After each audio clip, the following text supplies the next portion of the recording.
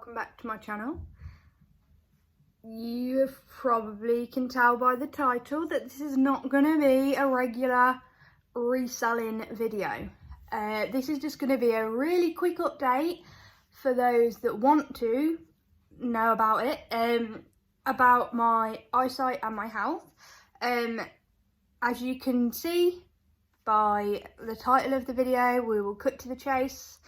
I have been registered as legally blind, and you may be thinking how, why, you can see.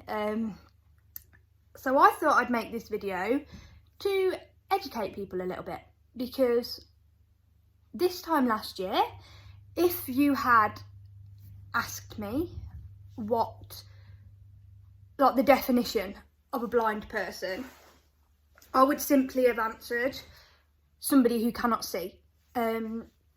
Now, that is not necessarily the case. People that live with blindness, there is actually only a small percentage of people living in complete blackout blindness. A lot of people that are blind or partially sighted or visually impaired, however you want to call it, actually do have some vision left, whether that's usable vision or light perception, or they can see shadows. We're not all completely blind. Blindness is a spectrum, which a lot of blind people, that's a saying that a lot of blind people use. I have been educating myself a lot on blindness, and I've still got a lot to learn. So I'm not going to throw out figures and facts at you because I don't know them myself. I still need to learn all this myself, and I'm not going to claim that I know a lot about blindness, because I don't, because I didn't think I was blind. I didn't even think I was visually impaired. So I went to see a specialist in Queen's Hospital in Birmingham. I have been looked after in Coventry University Hospital for pretty much the past year now. And they've been brilliant. I cannot fault them. And I went to see a specialist in Birmingham because Coventry sent me for a second opinion. They cannot understand why my eyesight is continuing to deteriorate, so they wanted a second opinion. And the people in Birmingham are better trained, not better trained, but they are better qualified on my condition, which I'll go through in a second. And yeah, they did all the tests on me, and they have said that my eyesight, I thought maybe, you know, there's a scale, and I will put it up on the screen here. That's why I'm sitting to the side, because I will probably use a lot of pictures to help you understand. It's how I'm not very good with words, so I'll probably be using a lot of pictures to help explain things in this video. The consultant that I saw said that because the bottom half of my eyes don't work, so if my hand is here on my nose, I cannot see my hand. I can't see my hand here at all. When I am walking, I cannot see the floor. When I'm sat down, I cannot see my lap. If I look right down at it, I can see it. I have what is called central vision. I am going to put a little diagram on the screen now. If you follow me on Instagram, then you've probably already seen this, but I know quite a few people that are subscribed to me here don't follow me on Instagram. So I will put up like a little picture so you can see what I mean by that. I have centre vision, and maybe a tiny bit of near peripheral vision in certain parts of my eyes, but it's very, very patchy. This eye, I have pretty much nothing apart from central vision. This eye, I have some like near peripheral, but again, very patchy. And the central vision that I do have is quite blurry. I can read though. My reading is actually okay, and that's why I thought I didn't even think that I would be classed as visually impaired. you can be either severely visually impaired, which is what used to be blind. It used to be called just blind, but it's now severely visually impaired because obviously the spectrum of it, or there is visually impaired, partially sighted. And I thought there was a possibility that I could be partially sighted, and when I inquired about it, I thought that's what I would be registered as. I thought I'd be partially sighted, but because my tunnel vision is so restricted, it's so small, I've lost so much percentage of my vision, they have registered me as severely visually impaired, which is technically legally blind. I'm not going to explain a ton about it in this video. I just wanted to do a quick update. Please, by all means, go and do your research on it. I still need to do a lot more research on it myself because I didn't think that I fit into that category. So I haven't learned a whole lot on it. I'm also going to put some pictures up of what best represents how I see the world. It's quite hard to explain my vision. I have tunnel vision, so it's almost like looking through straws. I have said this in previous videos and I have explained it on my Instagram. Sorry, I've got a really itchy face. I don't know whether it's like a nerves thing, like when I get a little anxious, like my whole face itches. But yeah, I get like tunnel vision, and all around me is everything's quite dark. So I have to have really good lighting, but as time has gone on, the lighting isn't really making a difference. It doesn't make a difference whether I've got bright lights. I still can't really see things. It's like someone is closing around me. Like if you put your hands like this, that makes no difference to me at all. That makes no difference to the vision that I can see at all. If you put your hands like this, that's like probably the best way that I can describe it. I can see my phone screen because it's obviously little and it's right in front of me. If I'm watching the TV, I have to be quite far away from it, but then it also becomes quite blurry and I can't read anything on the TV. So it's a catch-22 because if I'm really far away, I can't read anything that's on the TV and I can't see people's facial expressions. If I'm too close, I can't see the whole TV. So I have been using, not all the time, but sometimes I'll use audio description. And if I am going to the cinema, I will need to use audio description because there ain't no way I'm seeing the whole cinema screen. I will have to look at it in sections because I can only see a small bit at a time. I hope that makes sense. I hope I'm explaining it okay. But yeah, so legally blind, what does that mean for me? To be honest, I don't know yet. No one's been in touch with me yet. I only found out last Friday. And obviously it takes time for me to be registered. I've signed all the forms and things and I will have somebody get in touch with me. I can't remember who it is, some sort of liaison officer. I don't know exactly. But I will now be classed as disabled, which is ridiculous because I don't feel like I'm disabled. But I understand that not everybody does, and I know that is really... That's probably really shallow of me to say something like that because I'm sure a lot of people who have got a disability don't feel like they're disabled. Like, you shouldn't have to feel like you're disabled. But it's just never in a million years did I think that something like this would happen to me. And I think that's something that if you take anything away from this video, just take away the fact that anything can happen to you and just always be prepared for that. Because this time last year, I was absolutely fine. Absolutely fine. Like, my eyes were working absolutely fine. Like, under the surface I wasn't, but I was unaware of it. And in the space of 12 months, the amount that I've gone through is... I'm not going to get emotional in this video. Like, I'm not, but it's quite ridiculous. But yeah, anyway, what's it mean for me to be registered? Support, help. I'm going to get a lot of help and a lot of support, which is what I need. Because let's be honest, this is a massive life change. Losing your vision so rapidly over the course of like 10 months, I have just been plodding along trying to make things work. But this is a massive life change.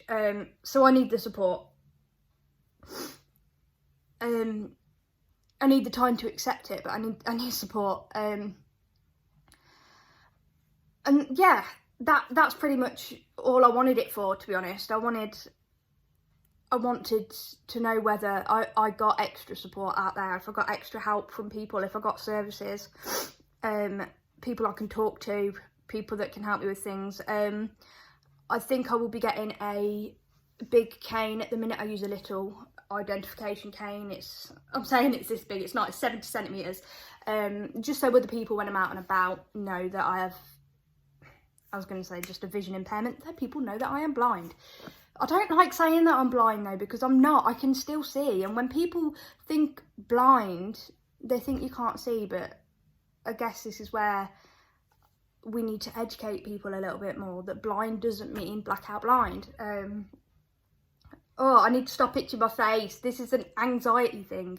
I've noticed lately that when I get uncomfortable, I itch my face, twitch my face. I need to stop. I'm sorry if it's really irritating, but I can't stop it. I'm sorry if this is a really rambly video. I've gone from being really confident and being like, yeah, I'm going to film this video, to starting to feel a little bit anxious about talking about it. But it's really important that I do. It's really important that I do. Because like I said, 12 months ago, I thought blind was just blackout blind, but it is not. I am a perfect example. Perfect example.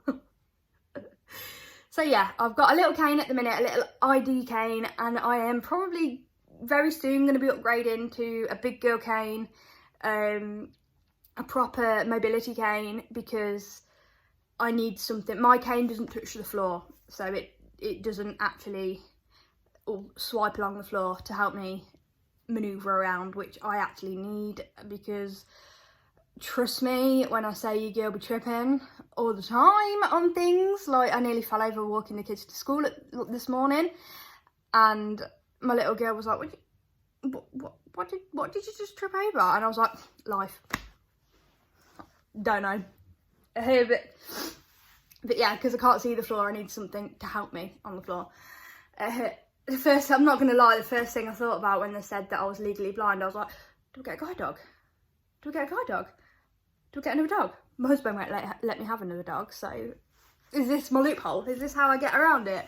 But no, I don't need a guide dog. I wouldn't take that off anybody else. I definitely don't need a guide dog. And the guide dog wait lists out there are so ridiculously long.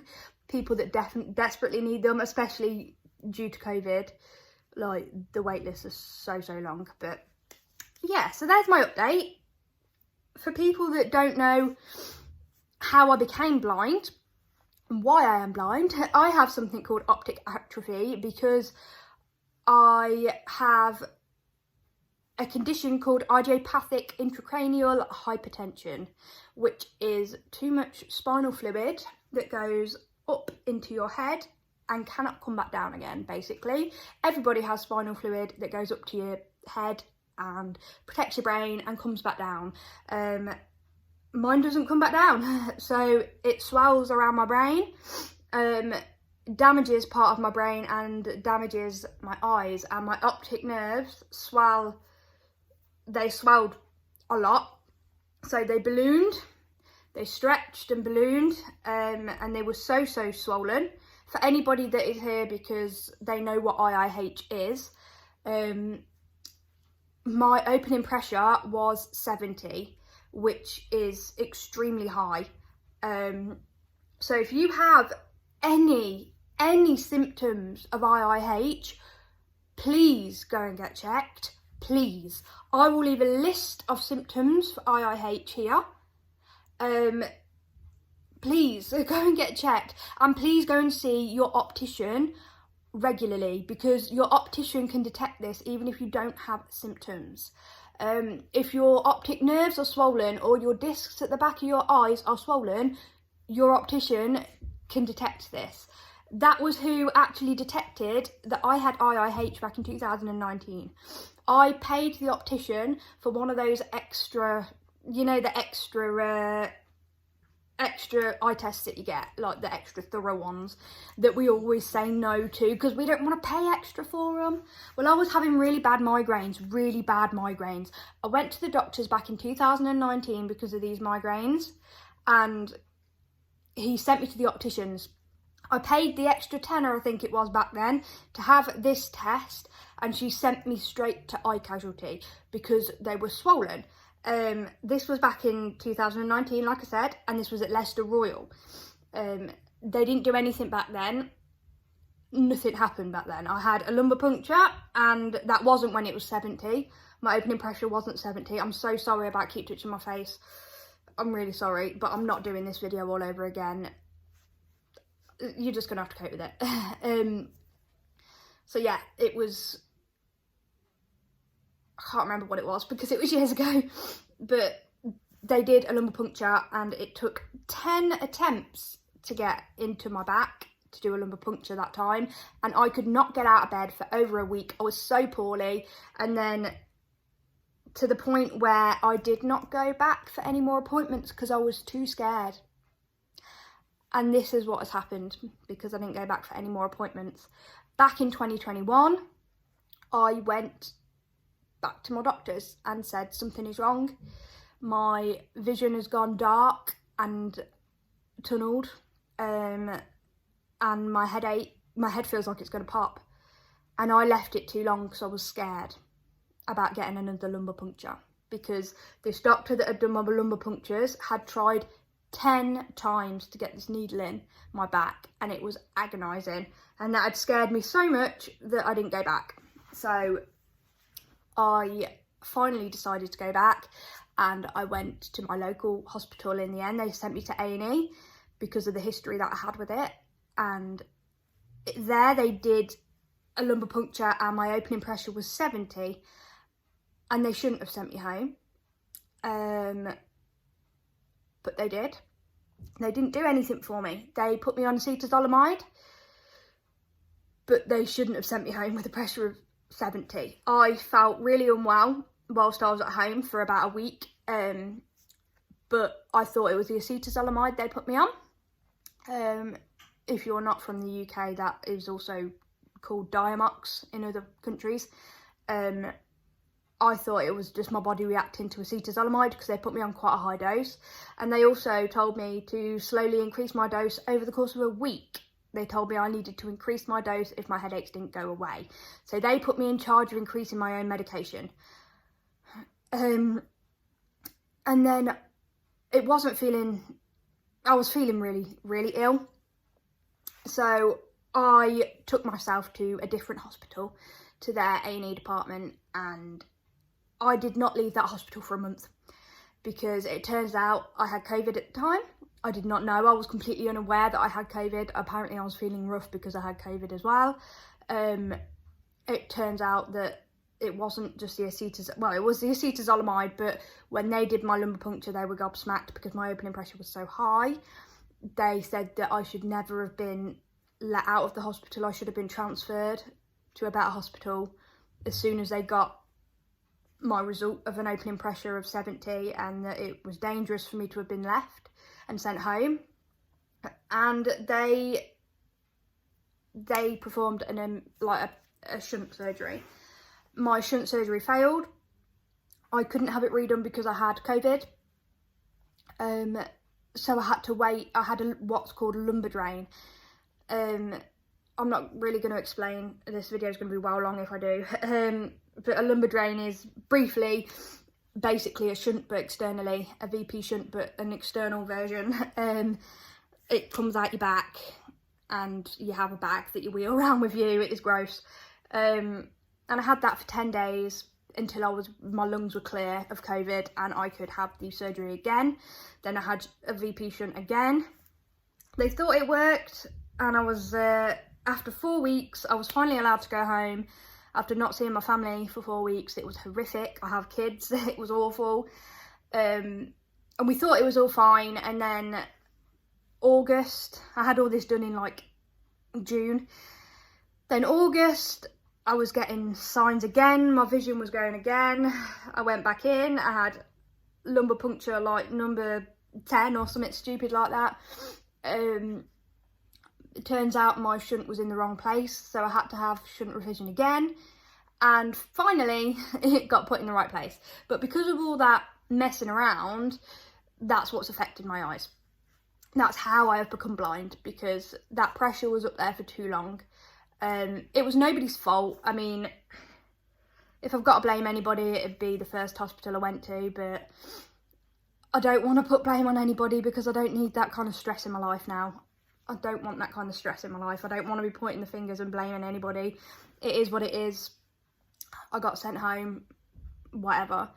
I should have probably gone to the hospital a lot sooner than I did. I shouldn't have been such a baby. And I made that decision. But yeah, here we are. That's how I became a blind lady. If you have any symptoms of IIH, please go and get checked. If you have any issues with your eyes at all, please go and get checked. Please, eye health is so important. I'm going to leave that video here. If you do have any questions at all, please leave them in the comments. If you have IIH or you have any eye issues, hi, please, let's be friends.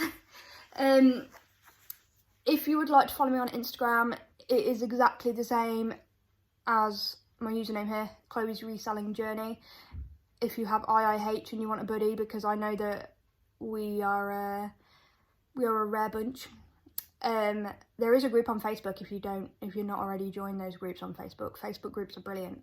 But yeah, I'm going to leave that video here now because I've rambled on for like 20 minutes. And yeah, if you stuck around to the end of the video, thank you so much. I hope you learned something from it, and I hope you enjoyed my my rambly update. Yeah, I will see you in my next video. Bye everybody.